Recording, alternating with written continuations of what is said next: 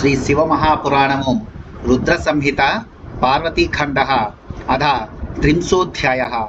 పార్వతి గృహమునకు మరలి వచ్చుట. నారద ఉవాచ విధేతాత మహాభాగ ధన్యస్త్వం పరమార్థదృక్ అద్భుతేయం కథాశ్రావి త్వదనుగ్రహతో మయా గతే హరే స్వశైలే పార్వతీ సర్వమంగళ కిం చకార గతా కుత్ర తన్మే వద మహామతే. నారదుడిట్లు పలికెను, ఓ విధి తండ్రి మహాత్మ, పరమసత్యమును దర్శించు నీవు ధన్యుడవు. నీ అనుగ్రహముచే నేను ఈ అద్భుత గాథను వింటిని.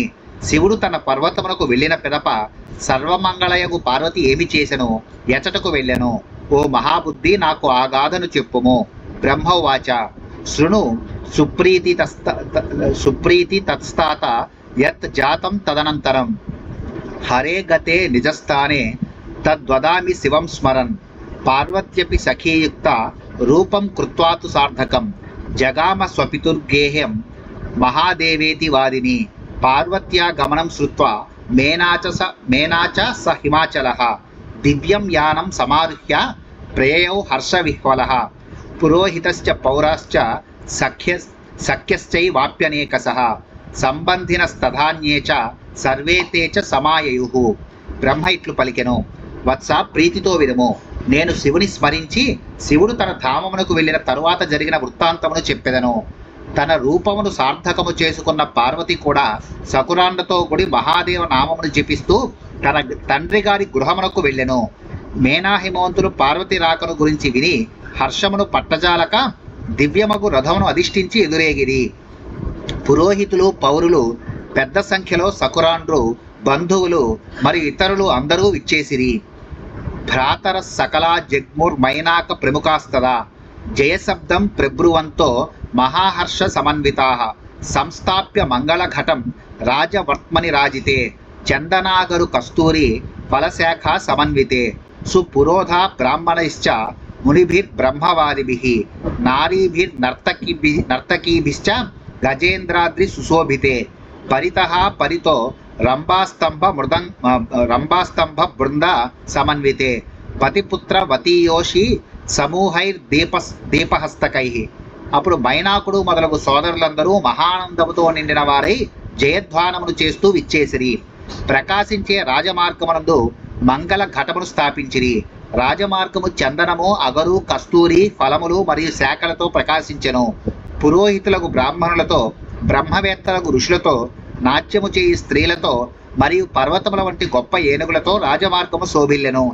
రెండు వైపులా అరటి స్తంభములచే అలంకరింపబడిన రాజమార్గములో భర్త, పిల్లలు గల ముత్తైదువులు దీపములను చేతబట్టి గుంపులుగా నిలబడిరి. ద్విజ బృందైశ్చ సంయుక్తే కుర్వద్భిర్మంగళధ్వనిం నానా ప్రకార వాద్యైశ్చ శంఖధ్వనిభిరన్వితే ఏతస్మిన్నంతరే దుర్గా జగామ స్వపురాంతికం విశాంతి నగరం దేవి దదర్శ పితరౌ పునః సుప్రసన్నౌ ప్రధావంతౌ హర్ష విహ్వల మానసౌ దృష్ట్వా కాళీ సుప్రహృష్ట స్వాలిభిః ప్రణామతౌ తౌ సంపూర్ణాశిషం దత్వా చక్రతుస్తాం స్వపార్శ్వగాం హే వత్సే త్వమిత్యుచ్చార్య రుదంతౌ ప్రేమ విహ్వలౌ. అచట బ్రాహ్మణ బృందములు మంగళధ్వనిని చేయుచుండిరి. శంఖము మొదలగు అనేక వాద్యములు మ్రోయింపబడుచుండెను. ఇంతలో దుర్గ తన నగరమునకు సమీపించెను.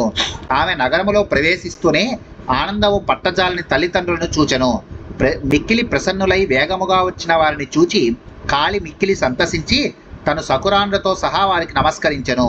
వారు పూర్ణమగు ఆశీర్వచనములను పలికి ఓ అమ్మాయి అని అక్కున చేర్చుకొని ప్రేమను పట్టజాలక ఆనంద బాష్పములను రాల్చిరి. తత స్వకీయ అప్యస్య అన్యానార్యోపి సమ్ముదా భ్రాతృస్త్రియోపి సుప్రీత్య దృఢాలింగనమాదదుః సాధితం హి త్వయా సమ్యక్ సుకార్యం కులతారణం త్వత్సదాచరణేనాపి పావితాస్మ్యాఖిలా వయం ఇది సర్వే సుప్రశంస్య ప్రణేముస్తాం సుహర్షితాః చందనై సుప్రసూరైశ్చ దానార్చుః శివాం ముదా తస్మిన్నవసరే దేవ విమానస్థాముదాన్వితాః పుష్పవృష్టిం శుభాం చక్రుర్నత్వా తాం తుష్టువుః సర్వే. తరువాత ఆమెకు బంధువులకు ఇతర స్త్రీలు, సోదరుల భార్యలు కూడా మహానందముతో పరమప్రీతితో ఆమెను గట్టిగా కౌగిలించుకొనిరి. నీవు వంశమును తరింపజేయు పుణ్యకార్యమును చక్కగా సాధించితివి. నీ పవిత్రముకు ఆచరణచే మేమందరము కూడా పవిత్రులమైతివి. ఇట్లు వారందరూ మహాహర్షముతో ఆమెను బాగుగా కొనియాడి సుగంధ ద్రవ్యములతో మరియు మంచి పుష్పములతో ఆ శివాదేవిని ఉల్లాసముగా చక్కగా పూజించిరి. ఆ సమయములో ఆకాశమునందు విమానములలోనున్న దేవతలు ఆనందముతో మంగళకరముగు పుష్పవృష్టిని కురిపించి ఆమెకు నమస్కరించి స్తోత్రములను చేసిరి. తదా తాం చ రథే స్థాప్య సర్వే శోభాన్వితే వరే పురం ప్రవేశయామాసుః సర్వే విప్రాదయో ముదా అధ విప్రాహ పురోధాశ్చ సఖ్యోన్యాశ్చ స్త్రియః శివాం గృహం ప్రవేశయామాసుర్బహుమానః స్త్రియో నిర్మంజనం చక్రుర్విప్రా యుయుజురాశిషః హిమవాన్ మేనకా మాత ముమోదాతి మునీశ్వర స్వాశ్రమం సఫలం మేనే కుపుత్రాత్ పుత్రికావర హిమవాన్ నారదం త్వాంచ సంస్తువన్ సాధు సాత్వితి. అప్పుడు బ్రాహ్మణులు మొదలగు వారందరూ ఆనందముతో ఆమెను ప్రకాశించే గొప్ప రథములో కూర్చుండబెట్టి నగరంలో ప్రవేశపెట్టిరి. అప్పుడు బ్రాహ్మణులు, పురోహితులు, చెలికత్తలు మరియు ఇతర స్త్రీలు పార్వతిని సన్మానపూర్వకముగా ఇంటిలో ప్రవేశపెట్టిరి. స్త్రీలు ఆమెకు దిష్టి తీసిరి. బ్రాహ్మణులు ఆశీర్వచనములను పలికిరి. ఓ మహర్షి, తల్లిదండ్రులకు మేనా హిమవంతులు మిక్కిలి ఆనందించిరి.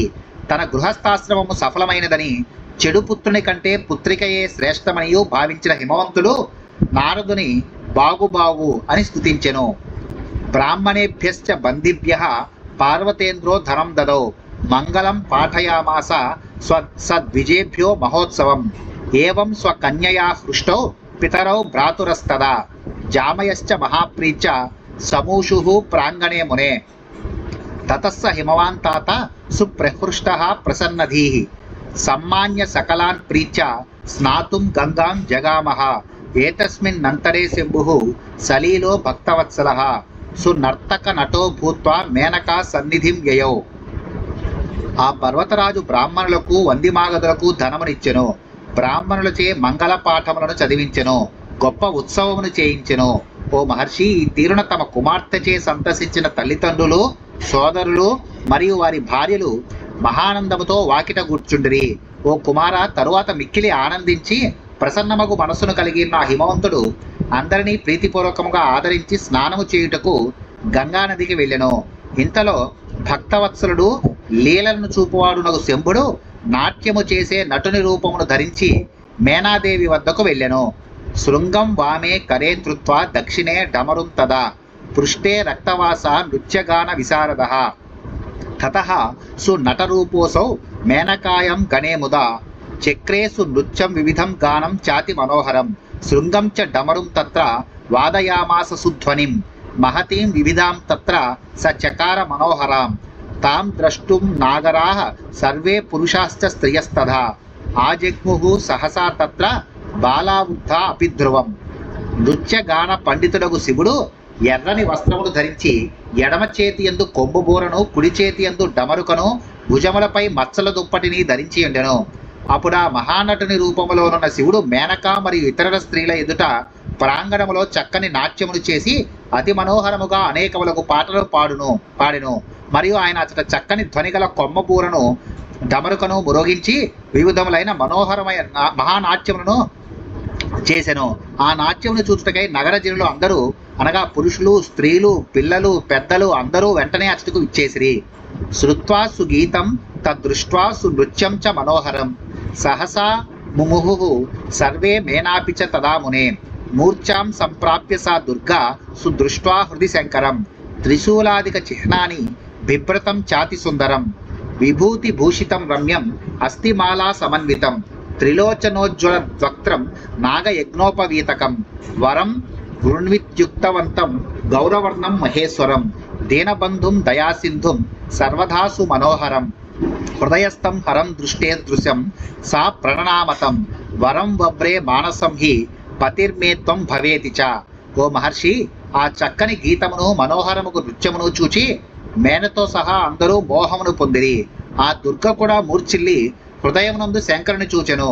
త్రిశూలము మొదలగు చిహ్నములను ధరించి ఉన్నవాడు, మిక్కిలి సుందరాకారుడు, భస్మచే అలంకరింపబడినవాడు, సుందరమగు ఎముకల మాలను ధరించినవాడు, 3 కన్నులతో గొప్పగా ప్రకాశించుచున్న ముఖము గలవాడు, సర్పములే యజ్ఞోపవీతముగా గలవాడు, వరమును కోరుకొనుము అని పలికినవాడు, పచ్చని రంగు గలవాడు, మహేశ్వరుడు, దీనులకు బంధువు, దయాసముద్రుడు, అన్ని విధములుగా మిక్కిలి మనోహరమైన వాడు, హృదయమునందున్నవాడు ఒక హరుని చూచి ఆమె అతనికి నమస్కరించెను. మరియు ఆమె తన మనస్సులో, నీవు నాకు భర్తవు కమ్ము అని వరమును కోరెను. వరం దత్వా శివం చాధ తాదృశం ప్రీతితో హృదా అంతర్ధాయ పునస్తత్ర సుననర్త స భిక్షుకః తతో మేనా సురత్నాని స్వర్ణపాత్ర స్థితాని చ తస్మై దాతుం యయౌ ప్రీచ తద్భూతి ప్రీతిమానస తాని న స్వీకారాసౌ భిక్షాం యాచే శివాం చ తాం పునః సునృత్యం గానం చ కౌతుకాత్ కర్తుముద్యతః మేనా తద్వచనం శ్రుత్వా చు కోపాతి సువిస్మిత భిక్షుకం భర్త్సయామాస బహిష్కర్తుమియేషస. శివుడు ఆమెకు హృదయములో దర్శనమిచ్చి ప్రీతితో మంగళకరమగు అట్టి వరము సంగి అంతర్ధానమై మరలాచట భిక్షుకుడై నాట్యమును చేసెను. అప్పుడు మేన బంగారు పాత్రలో మంచి రత్నములను పోసి అతనికిచ్చుటకై తీసుకొని వెళ్ళెను. ఆ సంపదకు సంతసించిన మనస్సు గల శివుడు ఆ రత్నములను నిరాకరించి పార్వతిని భిక్షగానిమ్మని కోరెను. మరియు ఆయన మరలా పాటలు పాడుతూ ఉత్సాహముతో నటన చేయి మొదలెడెను. ఆ మాటను వినిన మేన మిక్కిలి ఆశ్చర్యమును కోపమును పొంది ఆ భిక్షుకుని నిందించెను. ఆమె అతని బయటికి నెట్టింపగోరెను.